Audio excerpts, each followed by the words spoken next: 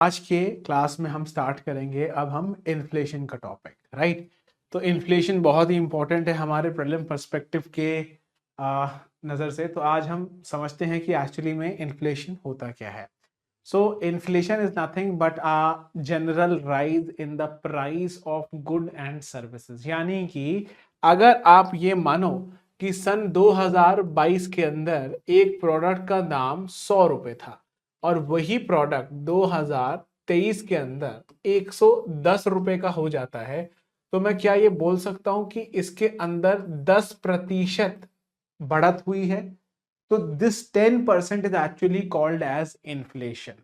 Now inflation defined by IMF अगर देखोगे, it is the rate of increase in the price over a given period encompassing a broad measure of overall price increases और for specific goods and services.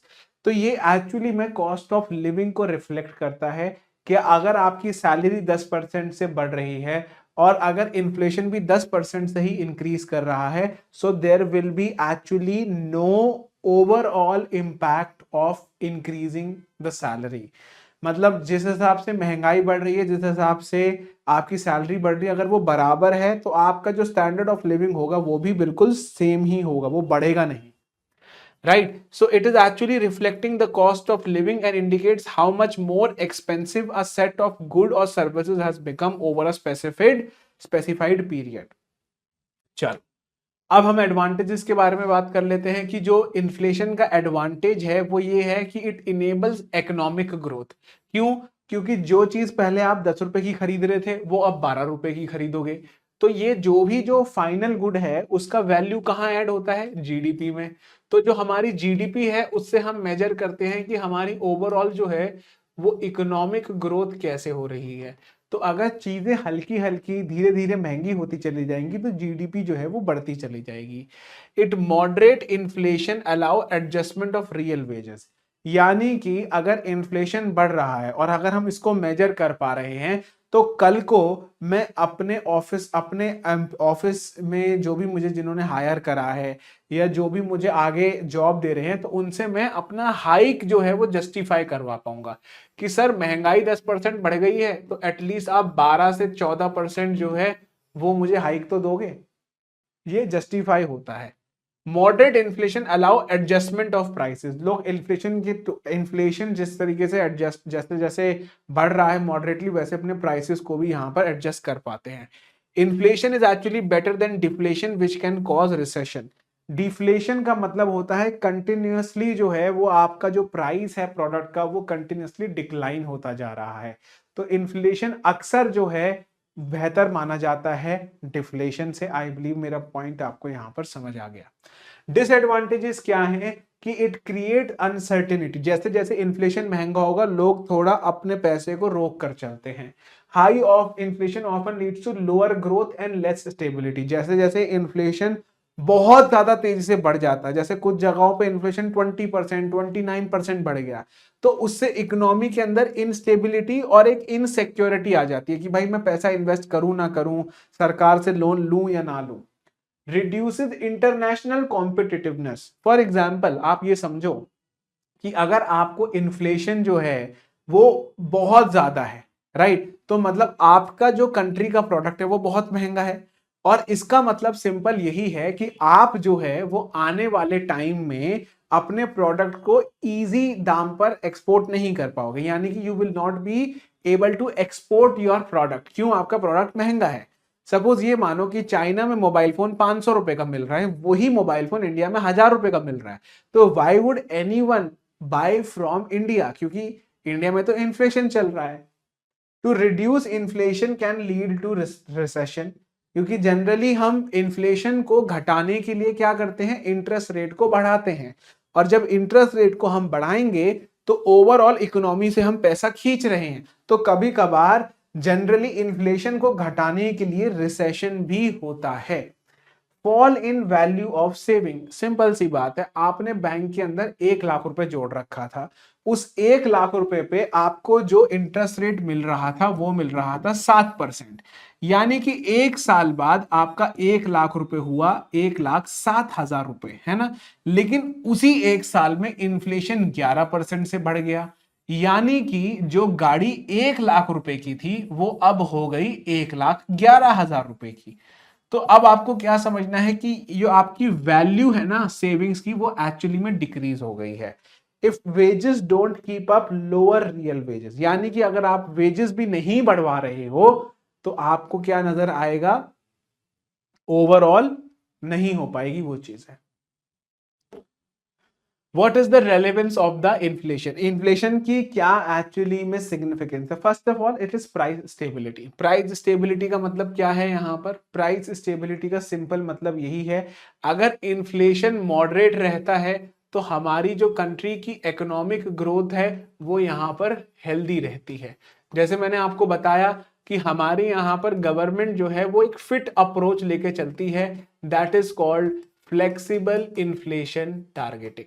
Flexible inflation targeting, जहां पर RBI ने actually में ये चीज बोल रखी है कि हमारा टारगेट है इन्फ्लेशन को 6% के आसपास रखना, और वो है 4 से 8%, यानी कि 6% -2 और 6% +2। अगर यहां इन्फ्लेशन रहेगा तो हमारी कंट्री की जो ग्रोथ रेट होगी वो हेल्दी होगी। फिर real interest rate, income redistribution and encouraging investment, इन सारी चीजों का जो डायरेक्ट रिलेशन है वो है इन्फ्लेशन से। Nominal wage adjustment, impact of global competitiveness and taxation effect. अब इसको समझ लेते हैं। जब मैं प्राइस स्टेबिलिटी के बारे में बात कर रहा हूं, so if we are maintaining a moderate level of inflation, it is often seen as desirable for economic stability। भाई जैसे 1 साल पहले एक प्रोडक्ट 100 रुपए का था, अब 107 रुपए का है। ये एक डिजायरेबल कंडीशन है क्योंकि जो प्रोडक्ट का प्राइस है वो एक्सपोनेंशियली नहीं बढ़ा है। लेकिन कुछ जगहों पर हमने ये देखा कि एक प्रोडक्ट 100 रुपए का था, अब वो 150 रुपए का हो गया, यानी कि उसका प्राइस जो है वो 50% इंक्रीज हो गया है। तो क्या मैं ये बोल सकता हूं कि जो 100 रुपए का नोट है उसकी वैल्यू कम हो गई? पहले मैं 100 रुपए में ये आइटम खरीद पा रहा था, अब मैं 100 रुपए में ये आइटम नहीं खरीद पा रहा हूं। तो जो 100 रुपए का जो नोट है ना उसकी ओवरऑल वैल्यू डिक्रीज हो गई है। पहले मैं 100 रुपए में 5 लीटर पेट्रोल डलवाता था, लाइक मैं आपको बता रहा हूं, ईयर अराउंड 1991 के आसपास पेट्रोल का प्राइस था 20 रुपीज पर लीटर, और वही प्राइस आज की तारीख में हो गया है 96 रुपीज पर लीटर। तो पहले मैं 100 रुपए में अराउंड 5 लीटर पेट्रोल डलवाता था, अब मैं वही 100 रुपए में सिर्फ 1 लीटर पेट्रोल डलवा पा रहा हूं। और कुछ स्टेट्स के अंदर तो मैं 1 लीटर भी नहीं डलवा रहा, जैसे कि राजस्थान में तो आपको नजर आएगा 110 रुपए के लीटर आजकल तेल मिल रहा है। तो क्या 100 रुपए की नोट की वैल्यू कम हो गई है? Answer is yes. तो आपको नजर आएगा the value of the money is declining slightly over the time. Central bank policy tool, central bank जैसे कि Federal Reserve in the US, मैंने बताया था वहां का central bank is the Federal Reserve, और the European and the Reserve Bank of India use inflation targeting as a key monetary policy tool. यानी कि हमारी जनरली जो मॉनेटरी पॉलिसी जो चलाई जाती है कि किस तरीके से मनी सप्लाई ओवरऑल इकोनॉमी में होनी चाहिए, वो इन्फ्लेशन को देखकर चलाई जाती है, right. So they set inflation target and adjust interest rate. मैंने आपको बताया था अगर इन्फ्लेशन हाई होगा तो मॉनेटरी पॉलिसी कॉन्ट्रैक्शनरी होगी, अगर इन्फ्लेशन लो होगा तो मॉनेटरी पॉलिसी एक्सपेंशनरी होगी।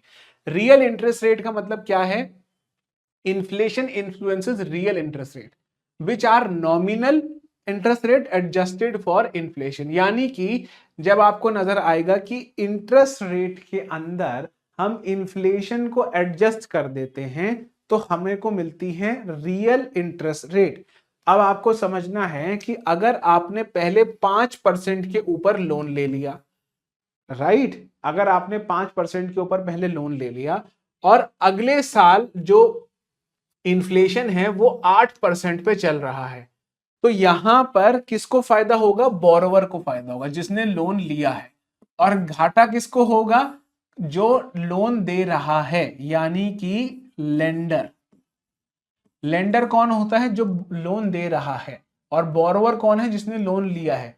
तो अगर इन्फ्लेशन बढ़ रहा है ना तो बोरोवर को फायदा है क्योंकि उसने कम दाम पे ले लिया, और अगर इन्फ्लेशन घट रहा है तो बोरोवर को घाटा होगा क्योंकि अगर अगले साल लेंडर जमा अगर इंटरेस्ट रेट खाता तो वो 8% खाता है, लेकिन उसने 5% पे दे दिया। तो ये चीज आपको समझनी है कि अगर इन्फ्लेशन बढ़ रहा है तो बोरोवर को फायदा है क्योंकि उसने कम इंटरेस्ट रेट पे लोन लिया है। Income redistribution, inflation can affect the distribution of income. आपको नजर आएगा debtors may benefit from inflation because they repay loans with money that has lower real value. Debtor कौन है? जो लोन ले रहा है। Conversely creditors may lose purchasing power as the real value of money decreases. तो ये inflation के कुछ साइड इफेक्ट्स और एडवांटेजेस आपको नजर आएंगे।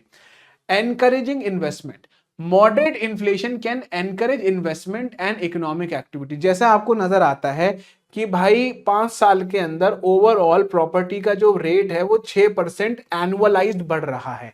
तो अब क्या होगा? आप सोचोगे, एक मिनट, आप सोचोगे कि यहां पर कि जो एनुअल रिटर्न है वो 6% मिल रहा है, तो अगर मैं आज प्रॉपर्टी खरीदता हूं तो 15 साल बाद मुझे एटलीस्ट प्रॉपर्टी का 50% प्राइस जो है वो ज्यादा मिलेगा। जब मैं 1 करोड़ की खरीद रहा हूं तो 1.5 करोड़ 1.5 करोड़ 2 करोड़ की भी प्रॉपर्टी मेरी हो सकती है। सो जनरली लोग इन्फ्लेशन को देखकर ही इन्वेस्टमेंट जो है वो यहां पर करते हैं।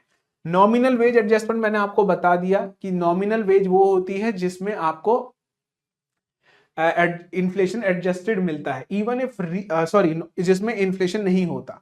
रिमेन कांस्टेंट और डिक्रीज स्लाइटली, तो आपको पता चल जाता है कि भाई क्या इन्फ्लेशन है और क्या इन्फ्लेशन नहीं है।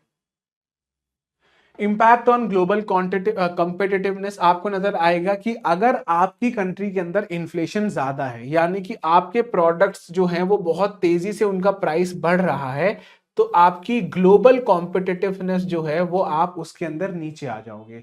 उसका सिंपल रीजन है, भाई आपसे लोग प्रोडक्ट तभी तो खरीदेंगे ना जब आपको नजर आएगा कि भाई जो आपका प्रोडक्ट है वो ओवरऑल जो है उसका वैल्यू कम है, क्योंकि otherwise people will shift to another country. Similarly taxation effect आपको नजर आएगा, when price rise individuals may move into higher tax bracket leading to increase tax revenue. लेकिन आपको नजर आता है कि भाई जैसे ये चीज मानो इंडिया में 5 लाख रुपए तक कोई टैक्स नहीं है, नो टैक्स। सपोज आपकी इनकम अब 5 लाख रुपए से 7 लाख रुपए हो गई, यानी कि ओवरऑल आपका जो ओवरऑल इंक्रीमेंट हुआ है वो हुआ है 40% के आसपास। कितने साल में हुआ है? 5 साल में हुआ है। लेकिन मेरे को ये भी नजर आ रहा है कि 5 साल के अंदर जो इन्फ्लेशन बढ़ा है वो भी अराउंड 35% के आसपास बढ़ा है। समझ आ रहा है? मतलब 7% के आसपास हर साल इन्फ्लेशन भी बढ़ रहा है और 8% के हिसाब से आपकी इनकम बढ़ रही है हर साल। तो ओवरऑल मुझे क्या नजर आ रहा है? मुझे ओवरऑल ये नजर आ रहा है कि आप अब टैक्स ब्रैकेट में आ गए और आपकी इनकम पर अब टैक्स भी लगना चालू हो गया, लेकिन आपकी जो इनकम है वो इफेक्टिवली इतनी नहीं बढ़ी है। तो टैक्सेशन इफेक्ट में बहुत, तो if tax brackets are not adjusted for inflation individual may experience bracket creep, paying higher taxes without a real increase in income. So I believe मेरा ये वाला पॉइंट आपको समझ आ गया होगा। Then some factors affecting inflationary pressure, जैसे कि इन्फ्लेशन जो है वो क्यों बढ़ता है अक्सर, जनरली जो है वो आपको नजर आएगा इंक्रीजिंग वर्ल्ड ऑयल प्राइसेस। मैं आपको बहुत सिंपल सा एग्जांपल देता हूं यहां पर ऑयल प्राइसेस के बारे में। कोविड के दौरान जैसे ऑयल जो होता है ना बच्चों, वो उसके काफी ग्रेड्स होते हैं, there are various grades of oil. Oil जो है ना वो खट्टा और मीठा होता है, जैसे that is called sour oil and there is something called sweet oil. ये शायद बहुत कम बच्चों को पता होता है, मैं आपको बता देता हूँ। स्वीट ऑयल होता है वेस्ट टेक्सास इंटरमीडिएट, जो कि टेक्सास की वाटर बॉडीज में से निकाला जाता है, Texas in United States. Sour oil होता है हमारा ओमान और दुबई का। अब आपको बोलोगे कि सर क्या तेल पीने में मीठा होता है? नहीं, ये पीने में मीठा नहीं होता। एक्चुअली में जिस तेल को जलाने से ये तेल जो है वो कंबस्टन इंजन के अंदर डलता है, राइट। आप सब लोगों को पता है कंबस्टन इंजन के बारे में, जो मोटरसाइकिल और हमारी गाड़ियों और ट्रक्स में होता है। इसको तेल को जब जलाया जाता है तो इसके अंदर से निकलते हैं पॉल्यूटेंट। और अगर आप वेस्ट टेक्सास इंटरमीडिएट का तेल जलाते हो तो उसमें बहुत कम पॉल्यूटेंट निकलते हैं, तो उसको हम बोलते हैं स्वीट ऑयल, और ये रिलेटिवली इससे महंगा होता है। लेकिन इंडियंस जो ऑयल इंपोर्ट करते हैं वो होता है दुबई और ओमान ग्रेड, क्योंकि दुबई हमारी कंट्री से पास है, तो ट्रांसशिपमेंट के अंदर कम पैसा लगता है। और अब हम रशिया से भी तेल लेने लग गए हैं, जो कि एक्चुअली में स्वीट ऑयल के आसपास आता है। अब आपको यह समझना है कि कोविड के दौरान जो तेल का प्राइस हो गया था वो हो गया था $1 से $2 पर बैरल। समझ गए? अभी जो बैरल प्राइस चल रहा है वो चल रहा है $73 पर बैरल। एक बैरल के अंदर अराउंड 147 लीटर ऑफ ऑयल होता है। तो अब आपको समझना ये है कि ये जो प्राइस है ये 2023 का, मैं करंट प्राइस बता रहा हूं आपको, 2023 के दिसंबर का। हमारा 2022 की फरवरी में, अराउंड फरवरी में ही हमने देखा था वॉर स्टार्ट हुआ था, रशिया ने अटैक करा था उस समय पे यूक्रेन पे। और उस समय के बाद हमने देखा जो तेल का प्राइस था उस समय $60 था, वॉर से पहले। और वॉर के बाद, मतलब वॉर के 3-4 दिन बाद हमारा प्राइस हो गया था $110 पर बैरल। तो जब हमें नजर आता है कि ऑयल के प्राइसेस बहुत तेजी से ऊपर बढ़ रहे हैं, उससे हमारे ओवरऑल कंट्री के अंदर इन्फ्लेशन जो है वो बहुत तेजी से बढ़ता है। क्यों? क्योंकि तेल से दुनिया चल रही है। आपका दूध वाला भी बाइक में पेट्रोल डालता है। आप जो राशन पानी घर में, आटा चावल चीनी, वो सारा सामान ट्रक से आता है, और ट्रक्स जो हैं वो चलते हैं तेल के ऊपर। पेट्रोल डीजल सब तेल की कैटेगरी में आता है। तो अगर तेल का प्राइस बढ़ता है किसी एक ग्लोबल इवेंट की वजह से, तो आपको नजर आएगा ओवरऑल इकोनॉमी के अंदर इन्फ्लेशन आता है, राइट। तो increasing oil prices, higher cost for business which is going to increase cost, push inflation risk. अब यहां पर दो तरीके की चीजें हम डिस्कस कर लेते हैं। एक होता है बच्चों कॉस्ट पुश इन्फ्लेशन, और एक होता है बच्चों demand pull inflation. Cost push inflation का मतलब यहां पर क्या है? कॉस्ट पुश इन्फ्लेशन का सिंपल मतलब यहां पर यह है कि जो रॉ मटेरियल का कॉस्ट है, रॉ मटेरियल का जो कॉस्ट है उसके बढ़ने की वजह से हमारा ओवरऑल प्राइस के अंदर चेंज आ रहा है। और डिमांड पुल इन्फ्लेशन का मतलब यह है कि डिमांड बहुत ज्यादा है भाई, और डिमांड बढ़ने की वजह से सप्लाई जो है वो उसको मैच नहीं कर पा रही, इस वजह से प्राइस बढ़ रहा है, राइट। जैसे कोविड के दौरान जो ऑक्सीजन का प्राइस था वो इसलिए बढ़ा क्योंकि ऑक्सीजन की सप्लाई इतनी नहीं थी, लेकिन डिमांड बहुत ज्यादा थी। इस समय पे कॉस्ट पुश का मतलब क्या होता है कि भाई यहां पर जो रॉ मटेरियल है उसका ही प्राइस बढ़ गया जनरली। तो इस वजह से ये चीज आपको समझनी है, राइट। तो डेप्रीशिएटिंग एक्सचेंज रेट डेप्रीशिएट का मतलब आपकी करेंसी की वैल्यू कम हो गई। Increase import prices plus rising export, तो उसकी वजह से भी होता है इस करेंसी, और इसको हम डेप्रीशिएशन अप्रिसिएशन को अलग से समझेंगे।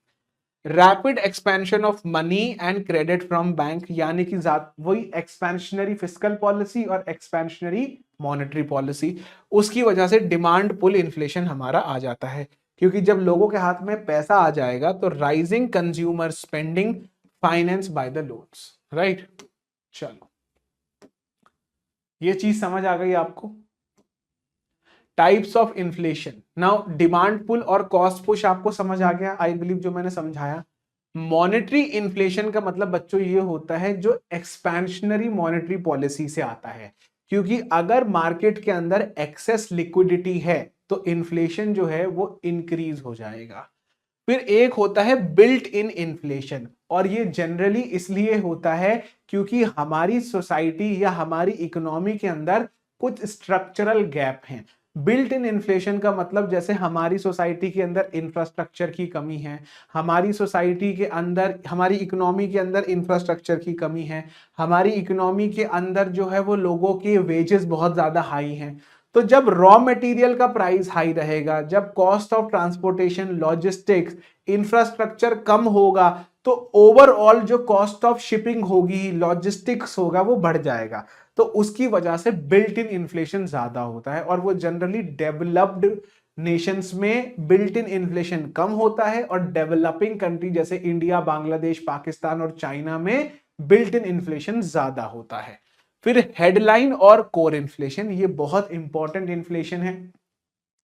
हेडलाइन इन्फ्लेशन का मतलब यहां पर यह होता है कि हम ओवरऑल इन्फ्लेशन के बारे में बात कर रहे हैं, जिसमें हम सारे प्राइसेस को जोड़ देते हैं, हम इसमें कोई भी चीज जो है वो एक्सक्लूड नहीं करते। लेकिन there is something as core inflation. Core inflation वो इन्फ्लेशन होता है जिसमें हम फूड प्राइसेस और ऑयल प्राइसेस को एक्सक्लूड कर देते हैं। इसका रीजन यहां पर सिंपल है, क्योंकि अगर आप कोर इन्फ्लेशन नापना चाहते हो, यानी कि अपनी इकोनॉमी के अंदरूनी महंगाई को जानना चाहते हो, तो आपको उन दो कमोडिटीज को हटाना होगा जो काफी ज्यादा फ्लक्चुएटिंग होती है नेचर में। सिंपल सी रीजन है, क्योंकि रशिया और यूक्रेन का वॉर हुआ तो तेल के दाम बढ़ गए।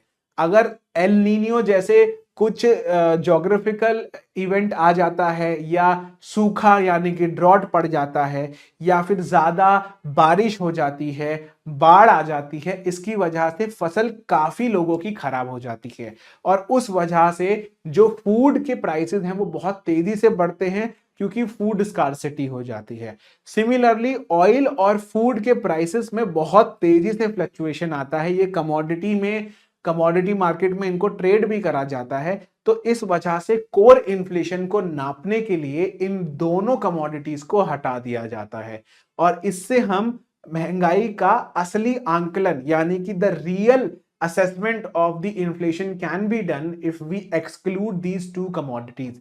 What else you need to understand with respect to this, that अगर कोर इन्फ्लेशन बहुत ज्यादा है, if the core inflation is very high, it means there is a structural problem in your economy, क्योंकि कोर इन्फ्लेशन को नीचे लाना बहुत मुश्किल काम है।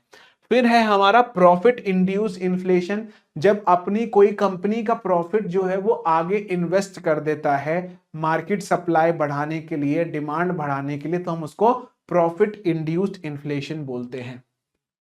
और फिर है स्ट्रक्चरल इन्फ्लेशन, वो अगेन वही है, structural gaps in the society को लेकर। ये है कि इन्फ्लेशन कैसे आया है। एक है इन्फ्लेशन की स्पीड। क्रीपिंग इन्फ्लेशन का मतलब जो इन्फ्लेशन की स्पीड आपको नजर आ रही है 2 से 3%। वॉकिंग इन्फ्लेशन का मतलब है 4 से 6%। रनिंग इन्फ्लेशन का मतलब है 8 से 10%। गैलपिंग 15 से 20%। हाइपर इन्फ्लेशन 100% के आसपास। तो ये इन्फ्लेशन जो है वो सबसे अच्छा माना जाता है, वॉकिंग और रनिंग इन्फ्लेशन। अगर मैं डेवलप्ड कंट्रीज के बारे में बात कर रहा हूं तो वहां पे क्रीपिंग इन्फ्लेशन सबसे अच्छा माना जाता है, और डेवलपिंग कंट्रीज में वॉकिंग इन्फ्लेशन अच्छा माना जाता है, जैसे कि स्किल्यूफ्लेशन और स्टैगफ्लेशन। नाउ अब मैं आप लोगों को एक बार समझा देता हूं कि एक्चुअली में स्क्यूफ्लेशन क्या होता है। स्क्यूफ्लेशन का मतलब यहां पर सिंपल है कि हमारी इकोनॉमी पहले रिसेशन में थी, और अब जो है वो यहां पर कुछ प्रोडक्ट्स की डिमांड बहुत तेजी से बढ़ी है, और कुछ प्रोडक्ट की डिमांड बिल्कुल भी नहीं बढ़ रही। तो स्क्यूफ्लेशन का मतलब होता है only certain commodity, only certain commodities are experiencing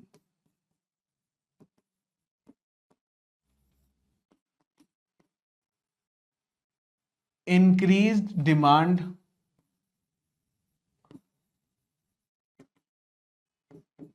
leading to inflationary tendencies.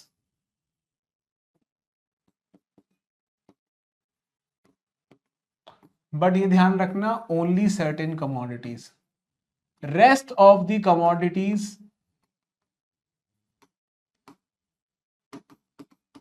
Are not picking any sort of demand. तो that is called skewflation.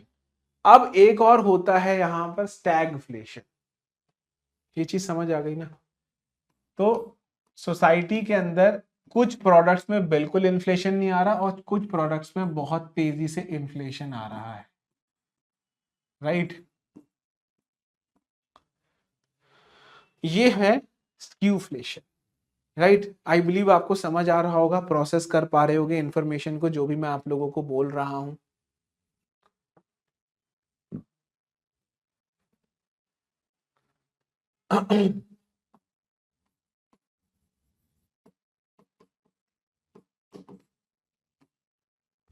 Stagflation का मतलब है एक तरीके से हमारी जो इकोनॉमी है वो रिसेशन है या वो ओवरऑल स्टैग्नेंट चल रही है, प्लस इंक्रीज्ड प्राइसेस, जो कि एक्चुअली में फिलिप कर्व के अगेंस्ट जाती है, जो कि ओवरऑल हमारी फिलिप कर्व्स के अगेंस्ट जाती है। और recession is actually characterised by low employment levels,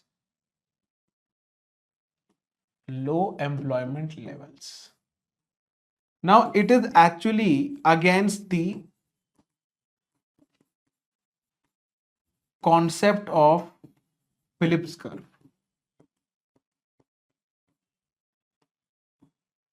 Now what is actually the Phillips curve? Phillips curve simply यही बोलता है कि जिस तरीके से इन्फ्लेशन बढ़ता है उसी तरीके से एम्प्लॉयमेंट बढ़ती है। उनका सिंपल अनुमान और यही रीजन था कि अगर घर के बेसिक प्राइसेस, बेसिक कमोडिटीज के प्राइसेस का दाम बढ़ रहा है, बेसिक कमोडिटीज का दाम बढ़ रहा है, तो निकम्मे से निकम्मा आदमी या औरत काम करने के लिए बाहर जाएगा, काम ढूंढेगा और पैसा कमा के घर लाएगा। सिंपल है, अगर इन्फ्लेशन बढ़ेगा तो लोग काम पे लगेंगे। लेकिन जो स्टैगफ्लेशन है वो फिलिप्स कर्व के कॉन्सेप्ट के अगेंस्ट जाता है, जहां पर recession which is actually characterised by the unemployment levels और low employment levels, simultaneously the prices are increase. तो स्टैगफ्लेशन और स्क्यूफ्लेशन अलग अलग तरीके के प्रोडक्ट्स आपको नजर आ गए, है ना? तो अब एक और चीज आपको समझनी है, important terms which are related to inflation, that is disinflation, deflation and reflation. Disinflation का मतलब क्या होता है? The price of the product is actually decreasing, but decreasing at a very lower speed. It means inflation is still there but inflation is actually gradually decreasing. Simple सी मतलब है, 2019 में suppose एक प्रोडक्ट 100 रुपए का था, 100, 2020 में यही प्रोडक्ट 120 रुपए का हुआ, तो मैं क्या बोल सकता हूं कि 20% इन्फ्लेशन हो गया, है ना? 2021 में यही प्रोडक्ट 117 रुपए का हो गया, 2022 में ये प्रोडक्ट 115 रुपए का हो गया, 2023 में ये प्रोडक्ट 110 रुपए का हो गया। अगर मैं इसको 2019 से अभी भी कंपेयर करता हूं तो अभी भी 10% इन्फ्लेशन नजर आ रहा है, लेकिन जो ओवरऑल इन्फ्लेशन है 2020 के मुकाबले में वो ग्रेजुअली डिक्रीज हो रहा है। तो that is called disinflation, reduction in the rate of inflation. एक होता है डीफ्लेशन, डीफ्लेशन का मतलब नेगेटिव इन्फ्लेशन, यानी कि 2019 में प्रोडक्ट 100 रुपए का था और 2020 में प्रोडक्ट 80 रुपए का रह जाए, तो यानी कि negative inflation, that is called डीफ्लेशन। और रीफ्लेशन का मतलब यहां पर यह है कि एक प्रोडक्ट नेगेटिव इन्फ्लेशन से वापस से अपने प्राइस को भी बीट कर दे। पहले प्रोडक्ट 100 रुपए का था, फिर 80 का हुआ, फिर डायरेक्टली 130 का हो गया, इसको हम बोलते हैं रीफ्लेशन, राइट? टर्मिनोलॉजी इसका खेल है, धीरे धीरे समझोगे, धीरे धीरे पढ़ोगे तो मजा आएगा, ऐसे अदरवाइज मजा नहीं आएगा, राइट? तो ये पॉइंटर्स आपको समझ आ गए।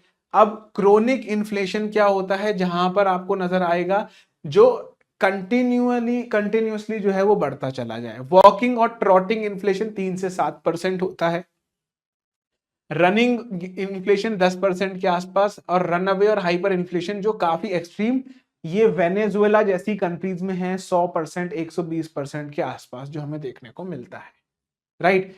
क्रीपिंग डेवलप्ड कंट्रीज, रनिंग और वॉकिंग ये डेवलपिंग कंट्रीज, और रनिंग, ठीक है, ये दोनों बराबर हैं। और अगर हाइपर इन्फ्लेशन के बारे में बात करें, हाइपर इन्फ्लेशन के बारे में बात करें तो वो जनरली डिस्टर्ब्ड इकोनॉमीज में हमें देखने को मिलता है। स्टैगफ्लेशन का मतलब क्या है? Inflation plus recession, recession is actually characterised by unemployment. Skewflation का मतलब prices of a single commodity और a set of commodity rise while overall price level remains stable. Misery index क्या होता है? Rate of inflation plus rate of unemployment. समझ आ रहा है? धीरे धीरे चीजों को पढ़ो, धीरे धीरे चीजों को समझो। अगर आप सोचते हो कि मैं आज ही मतलब झंडा गाड़ दूंगा, तो मुझे नहीं लगता कि वो झंडा गड़ेगा, राइट? तो ये चीजों को थोड़ा दिमाग में मतलब समझ के रखना इस चीज को। अगर उसको नहीं समझोगे तो मतलब कोई दिक्कत नहीं आएगी, आई बिलीव, है ना? इन्फ्लेशनरी गैप, डिफ्लेशनरी गैप और सप्रेस्ड और रिप्रेस्ड इन्फ्लेशन, अब इसको समझ लेते हैं। इन्फ्लेशनरी गैप का मतलब यहां पर यही होता है कि जब आपकी ओवरऑल एग्रीगेट डिमांड जो है इकोनॉमी के अंदर वो ज्यादा है और जो आपकी एग्रीगेट सप्लाई है वो कम है, तो जो गैप बचता है उसको हम बोलते हैं इन्फ्लेशनरी गैप। सिंपल सा मीनिंग है, हमारा इन्फ्लेशन क्यों बढ़ रहा है? क्योंकि डिमांड ज्यादा है। एक होता है डिफ्लेशनरी गैप, यानी कि prices of the products are decreasing. उसका सिंपल रीजन यही है, डिमांड प्रोडक्ट की कम है और सप्लाई ज्यादा, तो डिफ्लेशन हो रहा है। एक है सप्रेस्ड और रिप्रेस्ड, यानी कि एग्रीगेट डिमांड ज्यादा है और एग्रीगेट सप्लाई कम है, तो गवर्नमेंट जो है वो यहां पर प्राइस को आगे बढ़ा देगी। दैट इज कॉल्ड सप्रेस्ड और रिप्रेस्ड इन्फ्लेशन। हेडलाइन इन्फ्लेशन मैंने आपको बता दिया, all commodities are covered in this sort of inflation. Core inflation में based on those item whose prices are non volatile, इनमें से दो ही को जनरली निकाला जाता है, फूड क्रॉप्स और हमारा क्रूड ऑयल का प्राइस। ओपन इन्फ्लेशन का मतलब यहां पर यह है कि जो इन्फ्लेशन है वो एवं ही बढ़ रहा है, कोई सरकार इसमें प्राइस कंट्रोल कोई मेजर नहीं ले रही है। That is open inflation. Structural inflation का मतलब जो हमारे इंफ्रास्ट्रक्चर प्रॉब्लम की वजह से आ रहा है, क्योंकि हमारा इंफ्रास्ट्रक्चर कम है। देखो, अगर आप समझने की कोशिश करो, अगर मैं इस चीज को समझाने की कोशिश करता हूं कि मुझे जम्मू एंड कश्मीर से जनरली क्या निकालते हैं? हम निकालते हैं बच्चों केसर, सैफरॉन या फिर कश्मीरी एप्पल, है ना? ये जनरली हम ट्रेड करते हैं वहां से, ये कश्मीर की खासियत है। तो या फिर पश्मीना शॉल, है ना? अब फिलहाल हम ज्योग्राफिकल टैग्स के बारे में बात नहीं करेंगे, लेकिन अगर सपोज मुझे ये सारी चीजें पहुंचानी है, आप ये मान के चलो सिक्किम में, और अगर सिक्किम तक ये डायरेक्ट रूट बना हुआ है तो मुझे एक ही सड़क पर चलना होगा। लेकिन अगर मुझे जम्मू एंड कश्मीर से यहां पर डायरेक्टली पहले दिल्ली जाना हो, दिल्ली से फिर आपको नजर आएगा आपको छत्तीसगढ़ जाना है, छत्तीसगढ़ से फिर आपको फलाना जाना है, यूं करके जाना है, यूं करके जाओगे, तो आपका डेज ज्यादा लगेगा, लेबर ज्यादा लगेगी, पेट्रोल ज्यादा लगेगा, टोल ज्यादा लगेगा। तो ये स्ट्रक्चरल इन्फ्लेशन है, because infrastructure bottleneck, infrastructure hindrances. तो ये हमारा स्ट्रक्चरल इन्फ्लेशन होता है। इन्फ्लेशन टैक्स क्या है? Refers to a penalty for holding cash at a high time of inflation, यानी कि इन्फ्लेशन बढ़ता जा रहा है और आप अपने पास कैश रखकर बैठे हुए हो, तो ये कैश की वैल्यू एक्चुअली में डिक्रीज हो रही है। जो पेट्रोल पहले 100 रुपए में 5 लीटर आता था, अब वही पेट्रोल 100 रुपए में 1 लीटर आता है। आपने बोला कि मेरे पापा ने मुझे 100 रुपए 1980 में दिए थे, वो मैं आज तक बैठा हुआ हूं लेकर, तो वो उस कैश की वैल्यू एक्चुअली डिक्रीज हो गई। उसे अगर एमआरएफ के शेयर खरीद लेते उस समय पे 180 रुपए का, उसी 100 रुपए में से अगर आधा शेयर भी खरीद लेते, वही एमआरएफ का शेयर आज की तारीख में 1,20,000 रुपए का हो गया है ना? वो चीज हमें समझनी है। अब इसको एक बार पढ़ोगे आप कि हेडलाइन इन्फ्लेशन और कोर इन्फ्लेशन क्या है, समझ गए? हेडलाइन इन्फ्लेशन जो है, it is actually, you will see here, that it is measured by rate of change of aggregate price index। Overall पूरा हम बास्केट बनाते हैं भाई, उसमें क्या क्या चेंज आ रहे हैं प्राइस के अंदर वो देखते हैं। कोर इन्फ्लेशन में आपको नजर आएगा, आप उन्हीं चीजों को लेकर आओगे जो जनरली स्टेबल रहते हैं। इसमें आपको indicator of changes in the cost of living of people और इसमें ओवरऑल इन्फ्लेशन ट्रेंड आपको नजर आएगा। इसमें proxy measure for underlying inflation, असली प्रॉब्लम क्या है वो हमें कोर इन्फ्लेशन से पता चलती है। It captures noisy part of the inflation. जो हेडलाइन है, हेडलाइन नॉइजी क्यों है? क्योंकि तेल का दाम अगर एकदम से बढ़ गया तो हेडलाइन इन्फ्लेशन में वो आ जाएगा, लेकिन तेल का दाम कितना भी बढ़े वो कोर इन्फ्लेशन में नहीं आएगा, क्योंकि कोर इन्फ्लेशन में हम तेल को लेकर ही नहीं आते। तेल खाने का भी होता है और तेल पीने का भी होता है। अब आपको ये समझना चाहिए कि अगर हमारा तेल जो कंजम्पशन का है उसको हम बोलते हैं वेजिटेबल ऑयल, और वेजिटेबल ऑयल इंडिया अपना 90% इंपोर्ट करता है, और वो भी करता है साउथ ईस्ट एशियन इकोनॉमी से, जैसे मलेशिया, इंडोनेशिया, यहां से हम जनरली पाम ऑयल को इंपोर्ट करते हैं। अगर यहां पर कोई प्रॉब्लम हो जाती है कि भाई पाम ऑयल इन्होंने अपनी प्रोडक्शन बंद कर दी है, ये कर दिया, ये जो प्राइसेस हैं ऑयल के 30-40% बढ़ने के चांसेस इनके रहते हैं। It constitutes permanent and transitory component. इसमें जो इन्फ्लेशन है it is permanent and not transitory. इसमें ट्रांजिटरी क्यों है? क्योंकि इसमें पेट्रोल का इन्फ्लेशन भी है। आज इन्फ्लेशन बढ़ा हुआ है, कल जो है वो कम हो जाएगा, तो ये it is not permanent. Constitutes both anticipated and unanticipated parts. तो आई बिलीव आपको समझ आ गया कि मैं ओवरऑल क्या कह रहा हूं, इससे ज्यादा आपको यहां पर नहीं समझना है। Now what are the different causes of inflation? मैंने ये सारी चीजें आपको समझा दी हैं पहले से ही। डिमांड पुल इन्फ्लेशन जनरली जो है वो एक्सेस मनी सप्लाई की वजह से आता है, जहां पर आपको ये चीज नजर आएगी कि मार्केट में पैसा बहुत है लोगों के पास, या एक पर्टिकुलर प्रोडक्ट की डिमांड बहुत ज्यादा है और उसकी सप्लाई बहुत कम है, that is demand pull inflation. Cost push inflation का मतलब ये है कि मारुति की गाड़ी का दाम बढ़ गया, और उसका रीजन ये है क्योंकि उन्होंने अपने वर्कर्स की वेजेस को हाइक कर दिया है। क्योंकि उन्होंने वर्कर्स के वेजेस को हाइक कर दिया है तो वो अपने प्रॉफिट को कम नहीं करना चाहते, तो उन्होंने प्रोडक्ट का दाम बढ़ा दिया। तो अब मारुति की गाड़ी महंगी हो गई, लेकिन उनका प्रॉफिट सेम रहेगा क्योंकि उन्होंने वर्कर्स को हाइक दे दिया है। अब है बिल्ट इन और वेज प्राइस इन्फ्लेशन, तो ये भी बिल्कुल सिमिलर ही है। यहां पर अगर आपने मजदूरों की सैलरी बढ़ा दी, या आप कॉस्ट पुश में ये भी बोल सकते हो कि मारुति को लोहा महंगा पड़ने लग गया, कि भाई जिस एल्यूमिनियम और जिस स्टील से वो गाड़ी बना रहे थे अब वो गाड़ी यहां पर महंगी बन रही है, तो उन्होंने इन्फ्लेशन मतलब प्राइस बढ़ा दिया। और ये वेज वाला एग्जांपल मैंने आपको समझा ही दिया है।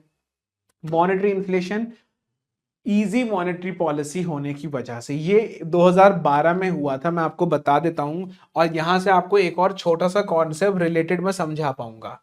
2008 में हुआ ग्लोबल फाइनेंशियल क्राइसिस। 2008 में हुआ ग्लोबल फाइनेंशियल क्राइसिस, और ये इसका मेजर रीजन ये था कि एक बैंक था लेमैन बैंक, जो है वो यहां पर बैंकरप्ट हो गया, उसने बैंकरप्सी फाइल कर दी। अब जैसे ही ये फाइल बैंकरप्सी फाइल हुई, ओवरऑल जो स्टॉक मार्केट्स हैं world wide, overall world wide markets जो हैं वो डिक्लाइन में चली गई, क्योंकि American economy is the most hyper connected economy in this whole world. तो overall world wide stock market में हमें रिसेशन नजर आया। इंडियन मार्केट में भी हमें रिसेशन देखने को थोड़ा मिला, इंडियन स्टॉक मार्केट्स भी काफी ज्यादा गिर रही थी उस समय। अब आपको यहां पर समझना ये है कि क्योंकि उस समय पे ग्लोबल फाइनेंशियल क्राइसिस और ओवरऑल अगर मैं रिसेशन के बारे में बात कर रहा हूं, तो उस समय पर इकोनॉमी को रिवाइव करने के लिए जनरली एक्सपेंशनरी मॉनेटरी पॉलिसी को लेकर आया गया।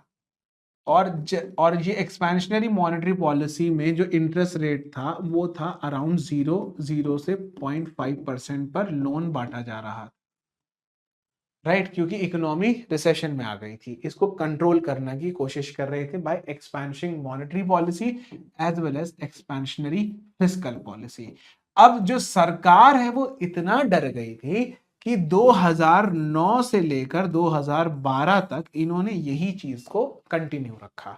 लेकिन प्रॉब्लम ये है कि 2011 के अंदर यहां पर जो हमारी इकोनॉमी थी वो पूरी तरीके से रिवाइव हो चुकी थी। यानी कि इस एक साल में 2011 से 12 बावजूद इसके हमारी इकोनॉमी पूरी तरीके से रिवाइव हो चुकी थी। हमारी गवर्नमेंट्स ने प्रो सिक्लिकल पॉलिसीज को यूज करा। प्रो सिक्लिकल पॉलिसी का मतलब सिंपल यही है कि अगर ओवरऑल हमारी मार्केट के अंदर डिमांड ज्यादा है तो हम भी अपना एक्सपेंडिचर बढ़ा के रखेंगे, और 2013 में वापस से हमारी इकोनॉमी अनस्टेबल हो गई। तो आपको समझना यहां पर यही है कि 2011 और 12 की वजह से 2013 में फिर से प्रॉब्लम आई, और इसको हम बोलते हैं मॉनेटरी इन्फ्लेशन। बिकॉज यहां पर एक्सेस लिक्विडिटी होने की वजह से प्राइसेस जो है वो प्रोडक्ट्स के बहुत ज्यादा बढ़ जाते हैं। तो आई बिलीव मेरा पॉइंट और एग्जाम्पल अब आपको समझ आ गया होगा। Supply shock, right. तो ये बिल्ट इन प्राइस, ये सब आपको मैं समझा चुका हूं सारी चीजें, ठीक है। मॉनेटरी इन्फ्लेशन, सप्लाई शॉक क्या है? आप सब लोगों ने देखा होगा कि कभी अनियन के प्राइस बहुत तेजी से बढ़ते हैं, तो कभी टमाटर के प्राइस बहुत तेजी से बढ़ते हैं। सोशल मीडिया में ये मीम्स भी चलते हैं कि भाई आज की तारीख में जो रिचेस्ट मैन ऑफ इंडिया है वो है जिसके पास पूरा का पूरा गोदाम है आम का, अमरूद का, टमाटर का या फिर प्याज का, क्योंकि प्याज 150-200 रुपए किलो हो जाता है। टमाटर अभी 150-200 रुपए किलो हो गया था आई बिलीव, जहां तक मुझे पता है। तो ये इन्फ्लेशन आता है सप्लाई शॉक से। और सबसे क्लासिक एग्जाम्पल जो है वो है हमारा crude oil.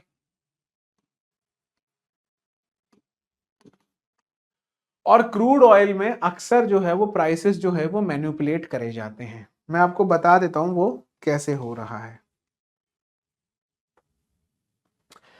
There is an organisation बच्चों जिसको हम बोलते हैं OPEC, organisation for petroleum exporting countries. अब इसमें ओपेक प्लस भी है जिसमें रशिया भी है।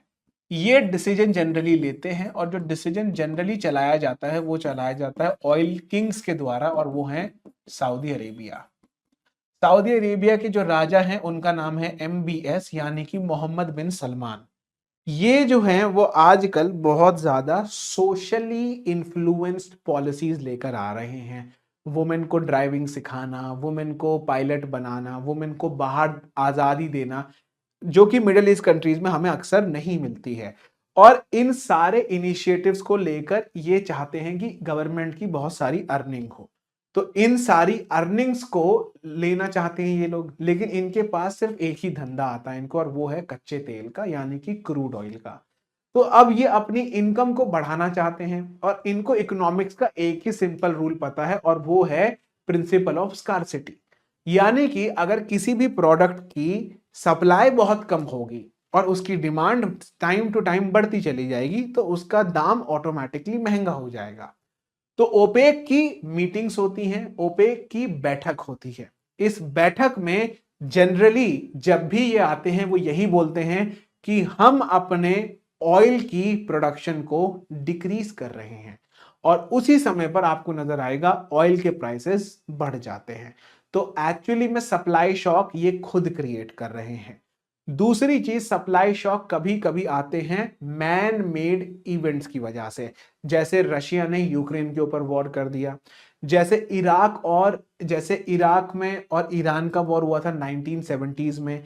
1991 में भी हमें नजर आया जब सद्दाम हुसैन वाली बातें चल रही थी। सद्दाम हुसैन में तो 2003 में आई बिलीव 2003-4 में उनको फांसी हुई थी, लेकिन जो उन्होंने इराक में वॉर लड़ा था वो 1991 के आसपास चल रहा था ना। तो वो चीजें भी, तो वो जब मिडल ईस्ट जो कि मतलब उस समय पे जो ऑयल एक्सपोर्टिंग कंट्रीज हैं, और वो उस समय पे तेल तो बेचेंगी नहीं, वो इस समय पे युद्ध लड़ेंगी, तो उस समय पे तेल का प्राइस बहुत ज्यादा बढ़ गया था। तो उसकी वजह से इन्फ्लेशन आता है, that is called supply shock inflation.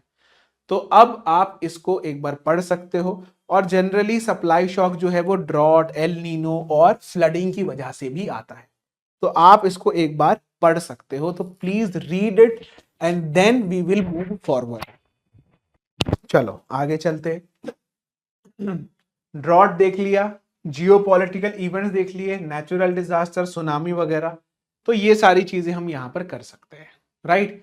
Built in expectation का मतलब यहां पर यही होता है कि अगर लोगों को लगता है कि किसी चीज की प्राइस जो है वो बढ़ जाते हैं, तो मतलब उनका, देखो सिंपल सी बात है, मैं ये बोलूंगा, जैसे बिल्ट इन इन्फ्लेशन का मतलब ये भी होता है, लोगों को ना एक लगता है कि यार कल को महंगाई बढ़ेगी तो वो अपनी तनख्वाह ज्यादा ही बढ़कर मांगते हैं, तो ये चीज आपको समझनी है, right. Demand pull inflation, cost push inflation, built in inflation, तो आपको समझ आ गया क्या है। अगर हीलियम का प्राइस जो है वो बढ़ जाएगा, जो कि बलून में डलती है, वो $10 से $20 अगर हो जाता है, तो बलून भी $5 से $10 का हो जाएगा। डिमांड पुल इन्फ्लेशन का मतलब क्या है कि स्नीकर एक है और खरीदने वाले 10 हैं, तो वो क्या कहेंगे, भाई 100 का नहीं अब 150 का है स्नीकर, क्योंकि आपकी आपकी डिमांड ज्यादा है, हम पे सप्लाई कम है, तो मैं तो उसको ही दूंगा जो सबसे हाईएस्ट बिड लगाएगा। बिल्ट इन इन्फ्लेशन का मतलब क्या है, भाई अगर महंगाई ओवरऑल बढ़ रही है तो लोग अपनी वेजेस को भी ज्यादा से ज्यादा मांगेंगे ना, बस यही है जो आपको समझना है। एसेट इन्फ्लेशन क्या होता है, when the price of house, gold, oil increase, तो आपको नजर आएगा कि जनरली लोग भी जो हैं वो उस चीज को देख कर आगे अपनी सैलरी को बढ़ाकर मांगते हैं। इसकी वजह से जो अपने कंज्यूम जो हमारे कंपनी वाले हैं वो अपने प्रोडक्ट का दाम बढ़ा देते हैं, उससे ओवरऑल कंज्यूमर को ही इंपैक्ट पड़ता है। तो इंटरनल कॉज क्या है, एक्सटर्नल कॉज क्या है, ये मैंने सारी चीजें आपको समझा दी हैं। हाँ, ऑयल जो एक पार्ट है एक्सचेंज रेट का, वो मैं करेंसी में ही समझाऊंगा आप लोगों को, जब मैं आपके साथ में करेंसी सिस्टम और ओवरऑल करेंसी रेट कैसे डिटरमाइन करा जाता है, डेप्रिसिएशन और एप्रिसिएशन ऑफ द करेंसीज के बारे में हम तभी उस चीज को डिस्कस करेंगे, राइट। अब फिलिप्स कर्व क्या है वो भी मैं आप लोगों को बता चुका हूं कि फिलिप्स कर्व का मतलब क्या होता है। अब हम डिस्कस कर लेते हैं what are the indicators to measure inflation in our country. Inflation India में जो है वो दो तरीके से मेजर करा जाता है, एक होता है सीपीआई यानी कि कंज्यूमर प्राइस इंडेक्स, जिसको आरबीआई देखता है और उसी के बेसिस पे वो अपनी मॉनेटरी पॉलिसी के अंदर चेंजेस लेकर आता है। एक होता है डब्ल्यूपीआई इंडेक्स, यानी डब्ल्यूपीआई, डब्ल्यूपीआई इंडेक्स मत बोलना क्योंकि डब्ल्यूपीआई के अंदर ही इंडेक्स है, होलसेल प्राइस इंडेक्स। तो होलसेल प्राइस इंडेक्स क्या है, यहां पर पहले आरबीआई डब्ल्यूपीआई को देखता था और उसको देखकर मॉनेटरी पॉलिसी के अंदर चेंजेस लेकर आता था, लेकिन अब आरबीआई सीपीआई को देखता है और उसको देखकर ही मॉनेटरी पॉलिसी के चेंजेस लेकर आता है। तो सीपीआई में क्या होता है, एक कंज्यूमर बास्केट बनाई जाती है, भाई उसमें बीड़ी का दाम डाला जाता है, टमाटर का दाम डाला जाता है, ऐसे करके हमारे पास 100 से 150 कमोडिटी है और उनका प्राइस हम चेक करते हैं क्वार्टर वाइज कि एक क्वार्टर के अंदर कितना चेंज आया, एक क्वार्टर अलग होता है और वो महीने वाला क्वार्टर अलग होता है। तो CPI calculates the differences of the price of commodities and services जैसे कि food, medical care, education and electronics. आपको एक चीज ये ध्यान रखनी है कि सीपीआई जो है it is release by another organisation whereas WPI is release by another organisation. CPI जो है वो गुड्स और सर्विसेज दोनों को कैलकुलेट करता है और डब्ल्यूपीआई सिर्फ और सिर्फ गुड्स को यहां पर कैलकुलेट करता है। तो आपको यही चीज नजर आएगी कि सीपीआई और डब्ल्यूपीआई में काफी फर्क है। सीपीआई जो है वो देखता है कि रिटेल प्राइसेस यानी कि कंज्यूमर पॉइंट ऑफ व्यू से कितनी महंगाई हो रही है। सिमिलरली डब्ल्यूपीआई जो है वो ये देखता है कि होलसेल लेवल के पर्सपेक्टिव से कितनी महंगाई हो रही है। बट आपको नजर आएगा जो सीपीआई है उसकी जो रेंज है वो ओवरऑल रैदर थोड़ी ब्रॉड मानी जाती है क्योंकि उसके अंदर सर्विसेज भी इंक्लूड है, लेकिन सीपीआई में जो गुड्स की रेंज है वो काफी नैरो है और डब्ल्यूपीआई में गुड्स की जो रेंज है वो ब्रॉड है। तो आपको नजर आएगा it includes a broader range of goods, लेकिन इसमें सर्विसेज भी है, इसमें सर्विसेज नहीं है। पीपीआई एक बहुत ही रिडंडलेस और रिडंडेंट इंडेक्स है तो हम इसको नहीं पढ़ेंगे, राइट। कंज्यूमर प्राइस इंडेक्स जो है it is used by the monetary policy committee. I believe आप लोगों को पता होगा कि मॉनेटरी पॉलिसी कमिटी में 6 मेंबर होते हैं, उसमें 3 मेंबर आरबीआई के, और आरबीआई में से 2 इसमें डेप्यूटी गवर्नर और 1 गवर्नर साहब होते हैं, और जो 3 मेंबर बाकी बचे वो गवर्नमेंट ऑफ इंडिया की तरफ से होते हैं। अगर इनका 3 और 3 का टाई भी हो जाता है तो गवर्नर के पास एक कास्टिंग वोट भी होता है। ऐसे रिवाइज कर लिया करते हैं। उसके बाद in India there are 3 different CPI, यानी कि CPI for industrial worker, CPI for agriculture worker और लेबर, और CPI for rural labour, right. तो ये सारी चीजें भी आपको पढ़नी है, और ये एक रट्टा वाली बात है कि भाई कौन क्या रिलीज कर रहा है, ये सेल्फ एक्सप्लेनेटरी होती हैं, और इनको जो है वो हमें ज्यादा डिटेल में पढ़ना थोड़ा अब जरूरी हो गया है, क्योंकि इस समय पर हमें क्या नजर आ रहा है कि ऑलरेडी जो ऊपर ऊपर के जो सवाल है वो यूपीएससी पूछ चुका है, तो वो अंदर भी कहीं ना कहीं झांक सकता है कि भाई एग्रीकल्चर और इंडस्ट्रियल लेबर वाले में बता दो क्या डिफरेंस है। तो इनको एक बार आप अच्छी तरीके से पढ़ लेना, और मैं आपको इसका एक और एक्स्ट्रा हैंडआउट जो है वो भी अपलोड करवा दूंगा। तो इसका बेस ईयर 2012 है, इसका 2011 और 11 और 12 है। पहले 2004 और 5 था, पर 2017 में चेंज कर दिया गया, राइट। इफेक्ट्स ऑफ इन्फ्लेशन, ये सारी चीजें मैं आपको ऑलरेडी एक्सप्लेन कर चुका हूं, तो आगे हम इसको पढ़ेंगे। सीपीआई कंबाइंड क्या है, 2000 सेंट्रल स्टैटिस्टिकल ऑर्गेनाइजेशन जो है वो उसको रिलीज कर रही है, बेस ईयर 2012 है। CPI IW labour bureau ministry of labour कर रही है, 2016 इसका बेस ईयर है। एग्रीकल्चर लेबर ब्यूरो 1986 1987 इसका बेस ईयर है। रूरल लेबर लेबर ब्यूरो कर रही है 1986 1987, यहां पर इसका लेबर, ठीक है। Wholesale office of economic adviser ministry of commerce and industry 2011 और 2012 इसका बेस ईयर है।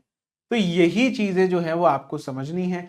अब देखो 2023 के प्रीलिम सवाल में क्या पूछा गया कि इन्फ्लेशन को मैनेज करने की जो कोर रिस्पॉन्सिबिलिटी है वो किसकी है, तो आंसर था आरबीआई, लेकिन बच्चे लिख कर आए फाइनेंस मिनिस्ट्री, क्योंकि इन्फ्लेशन टारगेटिंग कौन कर रहा है, आरबीआई कर रहा है। तो इसमें देखो inflation is measured by central government, इसमें लिखा है inflation is controlled by central government, no, which is in charge of adopting measures to ensure smooth running of the economy. RBI through its monetary policy control inflation, यही तो समझना है। अगर यही नहीं समझ पाए तो मुझे नहीं लगता कि कुछ भी समझे।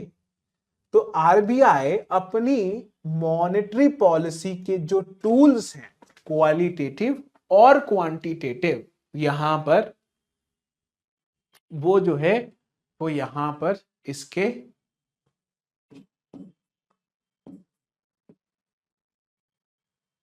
इन्फ्लेशन को कंट्रोल करता है, right. Central government has notified 4% CPI as the target for the period from August 5 2016 to March 31 2021 with upper tolerance limit of 6% and the lower tolerance limit of 2%, right।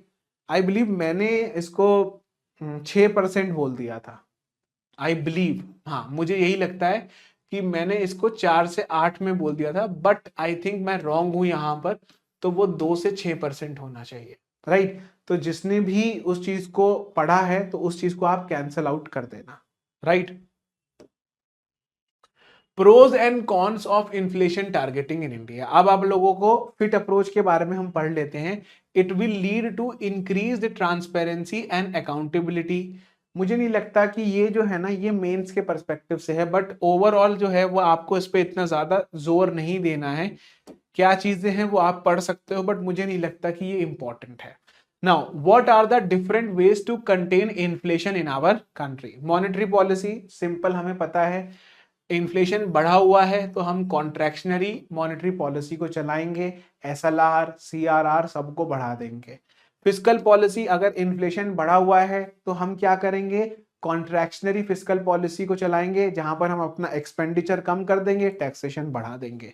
Food price management, यहां पर सरकार खुद अपने food को बेचने आएगी और एक डिटरमाइंड प्राइस पे बेचेगी।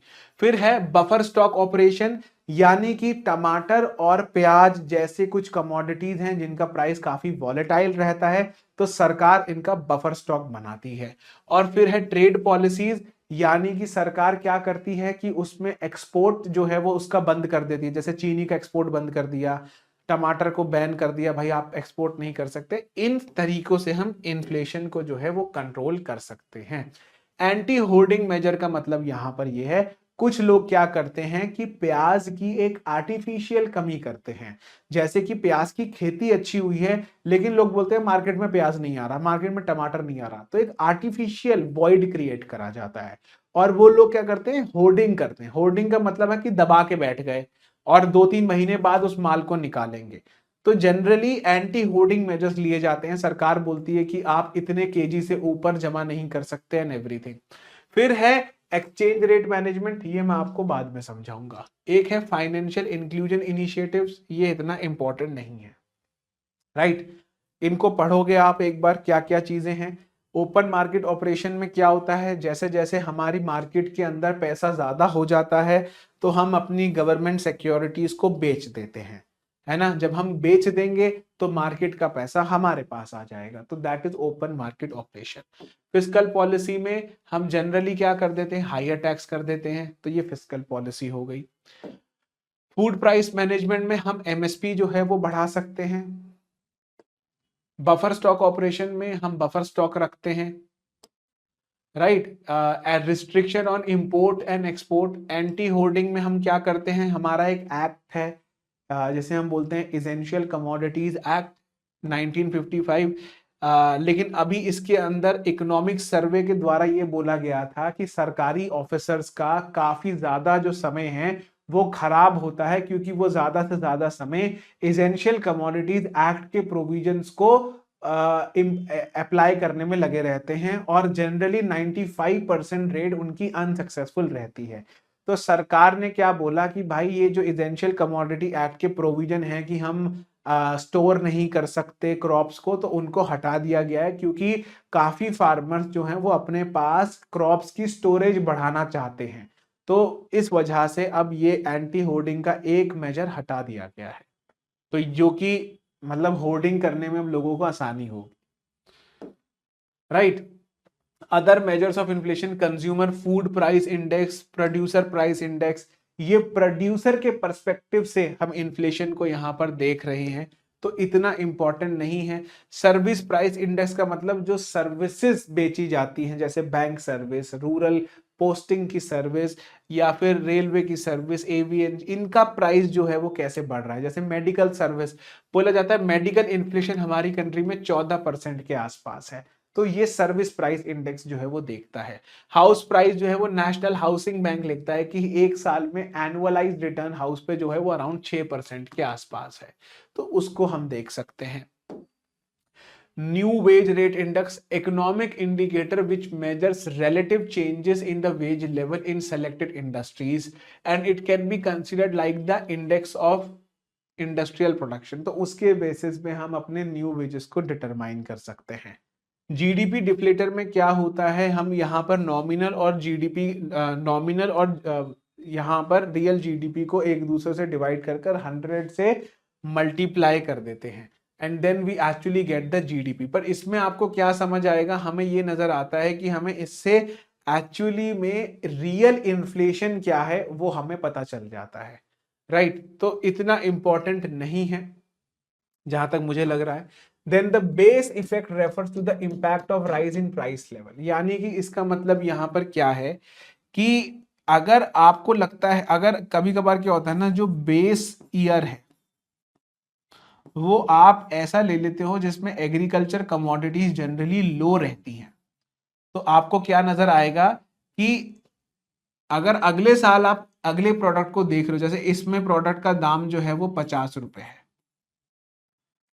अगले साल आप देख रहे हो प्रोडक्ट का दाम 100 रुपए है, तो आप देखोगे जो जनरली इंपैक्ट बढ़ रहा है ना, ये इसलिए बढ़ रहा है क्योंकि बेस ईयर का ही लो था। बेस इफेक्ट हम उसको बोलते हैं, यानी कि सिंपल सी बात है, आपके फर्स्ट ईयर में नंबर आए 42%, सेकेंड ईयर में आपके नंबर आए 52%, राइट। थर्ड ईयर जो फाइनल ईयर था ग्रेजुएशन में उसमें आए 92%। नहीं ये समझ नहीं पाओगे इसको, राइट। सेकेंड ईयर में आए 44%, राइट, और थर्ड ईयर में आए 62%। अब अगर आप सिंपल सा देखो, अगर ये स्टूडेंट ए है और ये स्टूडेंट बी है, स्टूडेंट ए और स्टूडेंट बी में मेजर रीजन क्या है, इसके फर्स्ट ईयर में आए 89%, सेकेंड ईयर में 90%, थर्ड ईयर में 92%। दो इसकी परसेंटेज काफी ज्यादा है, लेकिन आपको क्या नजर आएगा, आपको ये नजर आएगा कि भाई जो थर्ड ईयर में बच्चे हैं ना, जो थर्ड ईयर में ये वाला बच्चा है उसका बेस ही इतना लो था। परसेंटेज वाइज देखोगे तो इस परसेंटेज में आपको नजर आएगा कि 40% पहले था, अब 60% हो गया है। तो ओवरऑल 20% इसके ज्यादा आए हैं। 20% 40% का कितना 40 का कितना माना जाएगा, मतलब इसके नंबर 50% से ऊपर बढ़े हैं और इसके नंबर मुश्किल से 3% बढ़े हैं। क्यों? क्योंकि इसका बेस ईयर ही लो था, तो that is called base effect. भाई मेरे नंबर 40 से 50 हो गए, अब जो 10 नंबर बढ़े वो 40 का कितना परसेंट बैठा, अराउंड 25%। तो मेरे नंबर कितने बढ़ गए 25% से, लेकिन मेरे पहले 90% थे, अब 92 आ गए, 2% ही बढ़े, बेस ही इतना बड़ा है, तो बेस इफेक्ट वो बोला जाता है, राइट। तो अब आप ये चीज यहां पर पढ़ सकते हो, राइट। कमिटीज जो हैं इन्फ्लेशन से रिलेटेड, ये चार कमिटीज हैं। B N Goldar committee developing PPI for India, Ramesh Chandra committee road map to switch over from WPI to PPI, Urjit Patel committee monetary policy को लेकर आई थी, और Mahendra Dev Verma linking MNREGA to CPI to rural labour, right. तो इनको पढ़ लेना अच्छी तरीके से।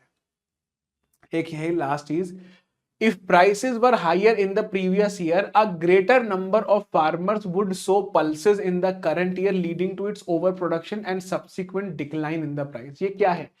ये एक टर्मिनोलॉजी है जो इकोनॉमिक सर्वे में आई थी, तो मैंने सोचा कि ये चीज आपको पढ़ाई जाए।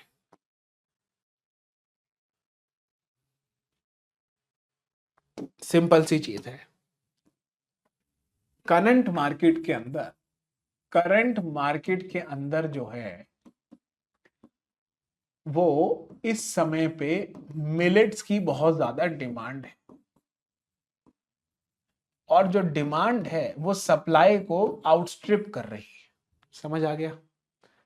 इस डिमांड को देखते हुए ये 2023 है, 2024 में जो फार्मर्स हैं वो एक्स्ट्रा मिलेट्स को सो करते हैं, यानी कि उगाते हैं, सो करते हैं और उसके बाद हार्वेस्ट कर देते हैं। क्योंकि एक्स्ट्रा प्रोडक्शन हो गया है, तो अब सप्लाई ज्यादा है और डिमांड कम है, which will lead to decline in prices. Farmers निराश हो गए और इस वजह से वो डिसइंसेंटिवाइज होकर उन्होंने इस बार मिलेट्स को इतनी ज्यादा इंपॉर्टेंस नहीं दी। अब 2025 के अंदर मिलेट्स की डिमांड बढ़ी हुई है, लेकिन सप्लाई उतनी नहीं है, क्योंकि फार्मर्स ने उतना मिलेट्स उगाया ही नहीं, तो मिलेट्स का प्राइस फिर बढ़ जाएगा। तो ये एक्चुअली में एक साइकिल को समझाया जा रहा है, जिसे हम बोलते हैं कॉब वेब फिनोमिनन, जहां पर पहले फार्मर्स एक प्रोडक्ट की डिमांड को देखकर प्रोडक्शन ज्यादा करते हैं, लेकिन जनरली सप्लाई ज्यादा होने की वजह से प्राइस नीचे गिर जाता है। बाद में वो निराश होकर उस प्रोडक्ट को इतना फोकस नहीं देते हैं, उसके बाद डिमांड बराबर रहती है लेकिन सप्लाई कम होती है, जिसकी वजह से प्राइस वापस से बढ़ जाता है। इसको हम बोलते हैं लार्ज स्केल फ्लक्चुएशन में। जनरली ये पल्सिस के साथ भी हमारी इंडियन मार्केट में अक्सर होता है। समझ गए? कॉबम फिनोमेनन में ये है, आप देख सकते हैं इसे। राइट। ये जो बॉन्ड यील्ड है हम इसको डिस्कस करेंगे कैपिटल मार्केट के अंदर, क्योंकि अगर मैं आपको अभी समझाऊंगा तो ये थोड़ी दिक्कत होगी आप लोगों को, तो इसको हम अभी नहीं समझेंगे। तो ये बहुत ही इंटरेस्टिंग टॉपिक है। I would like to explain this, but चक्कर यही बात है कि ये कैपिटल मार्केट का टॉपिक है, तो हम उसको तभी जो है वो यहाँ पर समझेंगे, right. What is bond yield, हम इसको डिस्कस करेंगे। And as far as the questions are relevant, इसके लिए मैं अलग से एक वीडियो बनाऊंगा। So that is it what I would like to say है।